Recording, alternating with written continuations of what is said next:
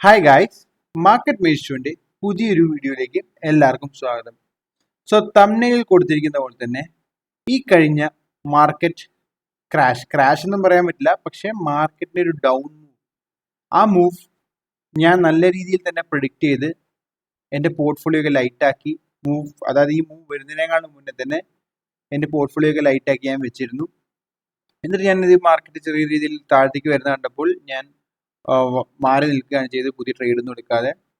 അപ്പോൾ ഞാനത് എങ്ങനെയാണ് എനിക്ക് ചെയ്യാൻ പറ്റുന്നത്, അല്ലെങ്കിൽ എന്ത് ബേസിസിലാണ് ഞാൻ എൻ്റെ ഡിസിഷൻസ് എടുക്കുന്നതെന്നാണ് ഞാനിവിടെ നിങ്ങൾക്ക് കാണിച്ചു തരാൻ പോകുന്നത്. ഇപ്പോൾ നമ്മുടെ വീഡിയോസ് എന്നും കാണുന്ന ആൾക്കാരാണെങ്കിൽ ഡെഫിനറ്റ്ലി നിങ്ങൾക്ക് ഇതൊരു വലിയ സംഭവമായിരിക്കില്ല. കാരണം ഞാൻ പല രീതിയിലായിട്ട് പല വീഡിയോകളിൽ ഞാൻ പല ഡെയിലി മാർക്കറ്റ് അപ്ഡേറ്റുകളായിട്ട് ഞാൻ പറയുന്നുണ്ട് മാർക്കറ്റ് ഓവർ ബോട്ടാണ്. അപ്പോൾ ഇവിടുന്ന് ഒരു കറക്ഷൻ വരാൻ ചാൻസ് ഉണ്ട്. അപ്പം ഇതിൻ്റെ മാർക്കറ്റ് ബ്രെത്ത് അനാലിസിസും കാര്യങ്ങളൊക്കെ ആയിട്ട് ഞാൻ പറഞ്ഞു തരികയുണ്ടായി. പക്ഷേ പുതിയ വ്യൂവേഴ്സ് അല്ലെങ്കിൽ പുതിയതായിട്ട് ചാനലിലേക്ക് വരുന്ന ആൾക്കാർക്കും അതുപോലെ തന്നെ പഴയ വ്യൂവേഴ്സിനും ഒരു റിഫ്രഷ് ആയിക്കോട്ടെ എന്ന് കൂടി കരുതിയിട്ടാണ് ഞാൻ ഈ വീഡിയോ ആയിട്ട് വരുന്നത്.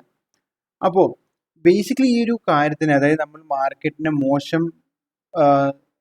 മോശം കാലാവസ്ഥയിലേക്ക് മാർക്കറ്റ് മൂവ് ചെയ്യുന്നുണ്ട്, അല്ലെങ്കിൽ മോശം എൻവിറോൺമെന്റിലേക്ക് മാർക്കറ്റ് മൂവ് ചെയ്യുന്നുണ്ട് എന്ന് മനസ്സിലാക്കാൻ വേണ്ടി നമ്മൾ ഉപയോഗിക്കുന്നത് ബ്രെത്ത് അനാലിസിസ് ടൂളാണ്. ഈ ഒരു അനാലിസിസിനെ നമുക്ക് സിറ്റുവേഷണൽ അവയർനെസ് അനാലിസിസ് എന്ന് പറയാം. അതായത് ഇപ്പോൾ ഇന്നത്തെ മാർക്കറ്റിന്റെ ആക്ഷൻ ശേഷം മാർക്കറ്റിന്റെ സിറ്റുവേഷൻ എന്താന്നുള്ള ഒരു ബേസിക് അവയർനെസ് നമ്മൾ ഉണ്ടാക്കിയെടുക്കുകയാണ് നമ്മൾ ചെയ്യുന്നത്. അപ്പോൾ ഇതിനാണ് സിറ്റുവേഷണൽ അവയർനെസ് എന്ന് പറയുന്നത്. റൈറ്റ്. അപ്പോൾ നമ്മുടെ സിറ്റുവേഷണൽ അവയർനെസ് വളരെ നല്ലതായിക്കൊണ്ടിരിക്കുകയാണെങ്കിൽ നമ്മൾ മാർക്കറ്റിൽ ഇങ്ങനത്തെ ക്രാഷുകളും അതുപോലെ തന്നെ മാർക്കറ്റിലെ ഫാസ്റ്റ് ബുള്ളിഷ് മൂവ്സും കാര്യങ്ങളൊക്കെ നമുക്ക് ഒന്നും കൂടെ നല്ല രീതിയിൽ നമുക്ക് മനസ്സിലാക്കാൻ പറ്റും. അപ്പോൾ എന്താണ് സംഭവിക്കാൻ പോകുന്നത്? മാർക്കറ്റിൽ ഇതുപോലെ നല്ല ക്രാഷസ് വരുമ്പോൾ നിങ്ങൾക്ക് മാറി നിൽക്കാൻ പറ്റും. അതുപോലെ തന്നെ നല്ല ബുള്ളിഷ് മൂവ്സ് വരുമ്പോൾ നിങ്ങൾക്ക് എക്സ്ട്രീംലി അഗ്രസീവായിട്ട് നിങ്ങൾക്ക് പാർട്ടിസിപ്പേറ്റ് ചെയ്യാൻ പറ്റും. അതുപോലെ തന്നെ ആ രീതിയിൽ നിങ്ങൾക്ക് നിങ്ങളുടെ പൈസ നിങ്ങൾക്ക് കോമ്പൗണ്ട് ചെയ്യാൻ പറ്റും അഗ്രസീവായിട്ട് ഫാസ്റ്റായിട്ട്. അപ്പോൾ ഇതിനൊക്കെ നമുക്ക് എന്താണ് അറിയേണ്ടത്? നമുക്ക് സിറ്റുവേഷണൽ അവയർനെസ് എന്നുള്ള കാര്യം ഉണ്ടാവണം. അതായത് മാർക്കറ്റിന്റെ അതായത് ലാസ്റ്റ് 2-3 ഡേയ്സിലെ മാർക്കറ്റിന്റെ ആക്ഷൻ നോക്കിയിട്ട് നമുക്ക് പറയാൻ പറ്റണം, അല്ലെങ്കിൽ നമുക്ക് ഒരു ഐഡിയ ഉണ്ടാക്കിയെടുക്കാൻ പറ്റണം മാർക്കറ്റിന് താഴത്തേക്ക് പോവോ മുകളിലേക്ക് പോവോ അതോ ഇത്തിരി ന്യൂട്രലായിട്ട് നിൽക്കുമോ എന്നുള്ളത്. അപ്പോൾ അതെങ്ങനെയാണ് ചെയ്യേണ്ടത് എന്നുള്ള കാര്യങ്ങളൊക്കെ ഞാൻ പറഞ്ഞുതരാം. ബേസിക് കാര്യങ്ങൾ ഞാൻ പറഞ്ഞുതരാം.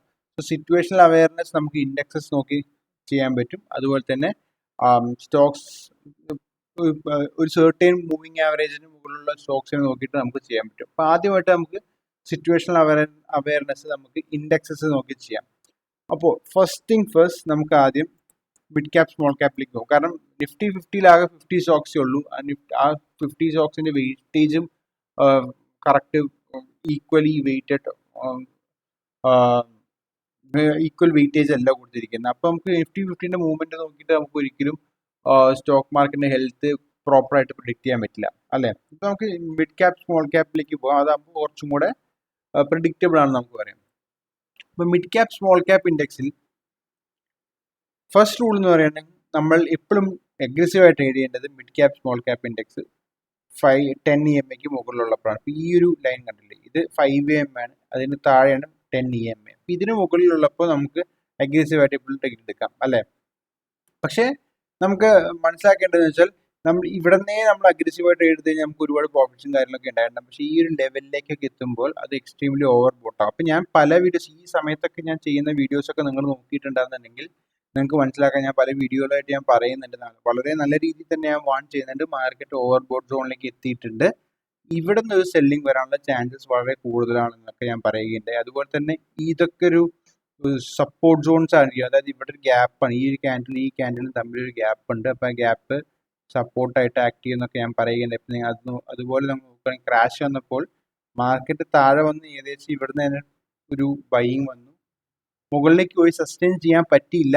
വീണ്ടും ഒരു റെഡ് ക്യാൻഡിൽ വന്നു, ഈ ഒരു ലെവൽ ബ്രേക്ക് ചെയ്തു, വീണ്ടും അതിൻ്റെ താഴത്തെ സപ്പോർട്ടിൽ നിന്ന് ഒരു ബൈയിങ് വന്നു, വീണ്ടും പിറ്റേ ദിവസമാണ് ആ സപ്പോർട്ട് ലെവൽ ബ്രേക്ക് ചെയ്ത് എക്സ്ട്രീംലി ബെയറിഷ് ആയത്. അപ്പോൾ നമ്മൾ ഈ ടോപ്പിൽ നിന്ന് ഇവിടം വരെ 4% ഒരു ഡൗൺ മൂവാണ് തന്നിരിക്കുന്നത്. ഞാൻ ഈ സമയത്ത് തന്നെ പറയുകയുണ്ടായി നിങ്ങൾ വളരെ കെയർഫുൾ ആയിരിക്കണം എന്ന്. അപ്പം ഞാൻ എന്തുകൊണ്ടാണ് പറയാൻ കാരണം, ഞാൻ പഴയ വീഡിയോസിലൊക്കെ ഞാൻ ഡെയിലി മാർക്കറ്റ് അപ്ഡേറ്റ് വീഡിയോസിലൊക്കെ ഞാൻ പറയുകയുണ്ടായിട്ടുണ്ട്.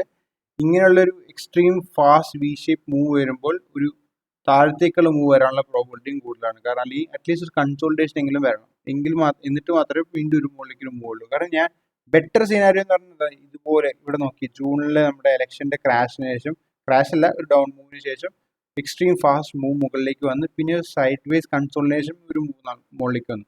അപ്പൊ അങ്ങനെയാണ് കിട്ടുന്നുണ്ടെങ്കിൽ നമുക്ക് ഒന്നും കൂടെ നല്ലതായിരുന്നു. പക്ഷെ ഇവിടെ ഒരു എക്സ്ട്രീം ബുള്ളിഷ് ഒരു ബെയറിഷ് മൂവാണ് നമുക്ക് കിട്ടിയിരിക്കുന്നത്.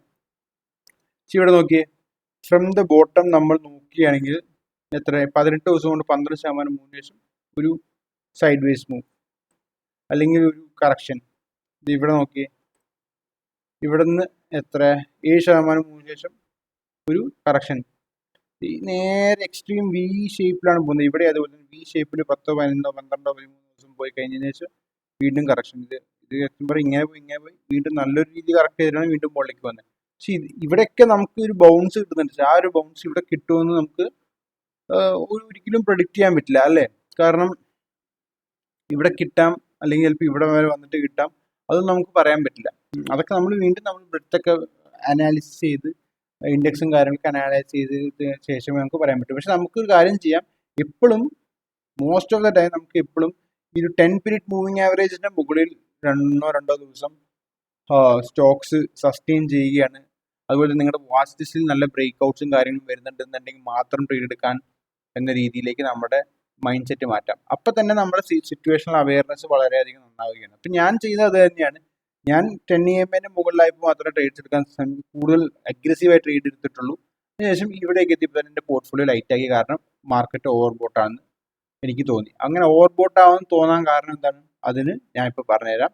അത് നമ്മൾ ബ്രെഡ്ത്ത് അനാലിസിസിലേക്ക് പോകും. ഇപ്പോൾ ബ്രെഡ്ത്ത് അനാലിസിസ് എന്ന് പറഞ്ഞാൽ ഇവിടെ ഞാൻ ഉപയോഗിക്കുന്ന ബ്രെഡ്ത്ത് അനാലിസിസ് ടൂൾ എന്ന് പറഞ്ഞാൽ percentage of Stokes about 20 EMA ആണ്. അതായത് 20 പീരീഡ് മൂവിങ് ആവറേജിന്റെ മുകളിൽ NSE എന്ന എക്സ്ചേഞ്ചിനകത്തുള്ള എല്ലാ സ്റ്റോക്സ് എടുത്തു നോക്കിയിട്ട് അതിനകത്ത് എത്ര എണ്ണം അല്ലെ എത്ര percentage of stocks 20 period moving ആവറേജിന് മുകളിലാണെന്ന് നോക്കും. ഇവിടെ നോക്കുവാണെങ്കിൽ 81% സ്റ്റോക്കുകളും ഡിസംബർ 6-ന് 20 പീരീഡ് മൂവിങ് ആവറേജിന്റെ മുകളിലായിരുന്നു. അപ്പോൾ ഇതൊരു ഓവർ ബോട്ട് സോൺ ആണ്. അത് 80 എന്ന് പറയുന്ന ഒരു ഓവർ ബോട്ട് സോൺ ആണ്. അറ്റ്ലീസ്റ്റ് എന്നെ സംബന്ധിച്ചിടത്തോളം. ചിലർ 80 എന്നുള്ള ഇപ്പോൾ 70 അവർക്ക് ഓവർ ബോട്ടാവും, 75 ഓവർ ബോട്ടാവും.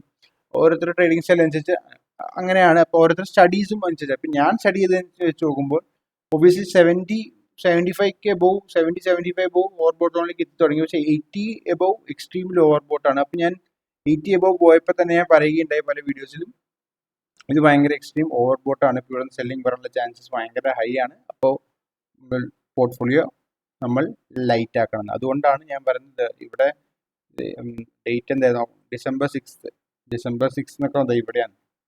ഓവർ ബോട്ടായിരുന്നു. ഇവിടുന്ന് വലിയ മൂവ് നമുക്ക് കിട്ടിയിട്ടില്ല. വീണ്ടും റെസിസ്റ്റൻസ് സോണിലേക്കാണ് നമ്മൾ വരുന്നത്. അവിടുന്ന് ഒരു ബെയറിഷ് എൻഗൾഫിംഗ് ക്യാൻഡിൽ താഴത്തേക്ക് വന്നു, വീണ്ടും മുകളിലേക്ക് വന്ന് ശ്രമിച്ചു, നടന്നില്ല, വീണ്ടും താഴത്തേക്ക് വന്നു.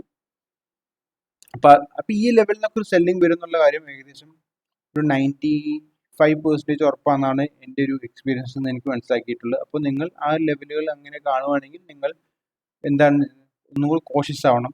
നിങ്ങളുടെ പോർട്ട്ഫോളിയോക്ക് ഒന്ന് അല്ലെങ്കിൽ നിങ്ങളുടെ പോർട്ട്ഫോളിയോക്ക് ഒന്ന് ലൈറ്റ് ആക്കുക. അതായത് നിങ്ങൾ സ്വിംഗ് ട്രേഡർ ആണെന്നുണ്ടെങ്കിൽ ഒബ്വിയസ്ലി നിങ്ങളൊരു ലോങ് ടേം ഹോൾഡർ ആണെങ്കിൽ നിങ്ങൾ പോർട്ട്ഫോളിയോ ലൈറ്റ് ആക്കേണ്ട ആവശ്യമില്ല. ഇത് വെറും സ്റ്റോക്സ് ഇപ്പോൾ 20 പീരീഡ് മൂവിങ് ആവറേജ് ആണ്. ഇത് വളരെ നല്ല രീതിയിൽ ഫ്ലക്ച്വേറ്റ് ചെയ്യുന്ന ഒരു നമ്പറാണ്. പക്ഷേ നിങ്ങൾ ഒരു സ്വിംഗ് ട്രേഡർ അല്ലെങ്കിൽ ഷോർട്ട് ടേം സ്വിംഗ് ട്രേഡർ ആണെന്നുണ്ടെങ്കിൽ ഡെഫിനറ്റ്ലി ഇങ്ങനത്തെ പാരാമീറ്റേഴ്സും കാര്യങ്ങളൊക്കെ നിങ്ങൾ ശ്രദ്ധിച്ചിരിക്കണം. എങ്കിൽ മാത്രമേ നിങ്ങൾക്ക് നല്ലൊരു സ്വിംഗ് ട്രേഡർ ആവാൻ പറ്റുള്ളൂ. ഇപ്പോൾ സ്റ്റിൽ ഇനിയിപ്പോൾ ഇതിപ്പോൾ നേരെ പോയി വി ഷേപ്പിൽ മുകളിലേക്ക് പോയി വീണ്ടും വി ഷേപ്പിലേക്ക് താഴത്തേക്ക് വരികയാണ്. അപ്പോൾ ഇത് ഇങ്ങനെയുള്ള പ്രൈസ് ആക്ഷൻ അല്ലെങ്കിൽ ഇങ്ങനെയുള്ളൊരു ആക്ഷൻ നമ്മുടെ ഇങ്ങനത്തെ ബ്രെഡ്ത്ത് അനാലിസിസ് ടൂൾസൊക്കെ കാണുന്നുണ്ടെന്നുണ്ടെങ്കിൽ അതിൻ്റെ അർത്ഥം മാർക്കറ്റ് ഒട്ടും സ്റ്റേബിൾ അല്ല എന്നാണ്. അപ്പോൾ മാർക്കറ്റിൽ എന്തും സംഭവിക്കാം. സോ എനിക്ക് തോന്നുന്നു കുറച്ചും കൂടെ ബെയറിഷ്നസ് ഇനിയും മാർക്കറ്റിലേക്ക് വരാൻ ഇരിക്കുന്നു എന്നാണ്. പക്ഷെ ഒബ്വിയസ്ലി ഇതിപ്പോൾ ഇതിന് താഴെ 28% of stocks are above its 20 period moving average എന്നാണ് ഇവിടെ കാണിക്കുന്നത്. ഇപ്പോൾ ഇത് 20ക്ക് താഴെ പോയി കഴിഞ്ഞാൽ ചെറിയൊരു ബൗൺസ് കിട്ടും. അപ്പോൾ ആ ബൗൺസ് എത്രമാത്രം വൈബിൾ ആയിരിക്കും, എത്ര ദിവസത്തോളം നിൽക്കുന്നു നമുക്ക് പറയാൻ പറ്റില്ല. കാരണം ഇവിടെ ഒക്ടോബർ 7th ഒരു ബൗൺസ് വന്നു, ഒക്ടോബർ 16th വരെ നിന്നുള്ളൂ, വീണ്ടും വന്നു, വീണ്ടും നവംബർ 6th വരെ ഒരു ബൗൺസ്, വീണ്ടും വന്നു, ഇവിടെ നല്ലൊരു ബൗൺസ് കിട്ടി. റൈറ്റ്. പക്ഷെ നമ്മൾ ഇങ്ങനത്തെ ഒരു ബൗൺസ് വരാൻ വേണ്ടി കാത്തു നിന്ന് ബൗൺസ് വന്നു കഴിഞ്ഞാൽ നമ്മൾ ട്രേഡ് എടുക്കണം. ട്രേഡ് എടുത്ത് വർക്ക് ആയില്ലെങ്കിൽ നമ്മൾ പുറത്തേക്ക് വരണം. പക്ഷേ ഏതെങ്കിലും ഒരു ബൗൺസ് നല്ല രീതിയിൽ വർക്ക് ആകുമ്പോൾ നമുക്ക് എന്തെങ്കിലും ലോസ് ഇതിന് മുന്നത്തെ ബൗൺസുകളിൽ നമുക്ക് കിട്ടിയിട്ടുണ്ടെന്നുണ്ടെങ്കിൽ അതെല്ലാം നള്ളിഫൈ ചെയ്ത് പോകും, പ്രോഫിറ്റിലേക്ക് വരും. ആ രീതിയിലാണ് നമ്മൾ ട്രേഡിങ്ങിൽ നോക്കി കണ്ടത് അല്ലേ. അപ്പോൾ ഈ രീതിയിലാണ് ഞാൻ അറ്റ്ലീസ്റ്റ് ഈ ഒരു ക്രാഷ് എന്ന് പറയാൻ പറ്റില്ല, ഈ ഒരു extreme correction in small cap mid cap index ഞാൻ മനസ്സിലാക്കി മാറിയിരുന്നത്. കാരണം ഇവിടെ already percentage stocks above 20 EMA 81% എത്തിയിരുന്നു. പിന്നെ നമ്മൾ വെറുതെ നമ്മൾ ഇതിൽ നോക്കിയാലും മതി. Nifty mid cap small cap 400 index നോക്കുകയാണെങ്കിൽ അത് വളരെയധികം വി ഷേപ്പ് റിക്കവറിയിൽ നേരെ പോയി റെസിസ്റ്റൻസ് സോണിലേക്ക് വരുന്നുണ്ട്. അതുപോലെ തന്നെ almost more than 10 days 10 to 11 to 13 days അപ്പാണ്. ഈ moving average 5 period moving average പോലും തട്ടാതെ അടുപ്പിച്ച് അപ്പായിക്കൊണ്ട് വി ഷേപ്പിൽ മുകളിലേക്ക് പോയിക്കൊണ്ടിരിക്കുകയായിരുന്നു. അങ്ങനെയുള്ളൊരു പ്രൈസ് ആക്ഷൻ ഒരിക്കലും സസ്റ്റെയിൻ ചെയ്യില്ല. പെട്ടെന്ന് തന്നെ ഒരു ബ്രേക്ക് ഡൗൺ വരാനുള്ള പ്രോബിലിറ്റി കൂടുതലായിരുന്നു. അപ്പോൾ അതൊക്കെ കൊണ്ടാണ് ഞാൻ പല വീഡിയോയിൽ പറയുകയും ചെയ്തത്, നിങ്ങളെ അത് വാൺ ചെയ്യുകയും ചെയ്തത് നിങ്ങളോട്, നിങ്ങൾ പോർട്ട്ഫോളിയോ റൈറ്റ് ആക്കണമെന്ന്. അപ്പോൾ ഇതുപോലുള്ള എക്സ്ട്രീംലി യൂസ്ഫുൾ വീഡിയോസ് നിങ്ങൾക്ക് ഇനിയും ഭാവിയിൽ വേണമെന്നുണ്ടെങ്കിൽ നിങ്ങൾ എൻ്റെ ചാനൽ സബ്സ്ക്രൈബ് ചെയ്യുക. അതുപോലെ തന്നെ please to like and click the bell icon. So thank you for watching my video. നിങ്ങൾക്ക് എന്തെങ്കിലും ഡൗട്ട്സും കാര്യങ്ങളും ഉണ്ടെങ്കിൽ നിങ്ങളുടെ കമൻറ്റ് ബോക്സിൽ അറിയിക്കേണ്ടതാണ്. So happy investing and happy trading. Bye. See you.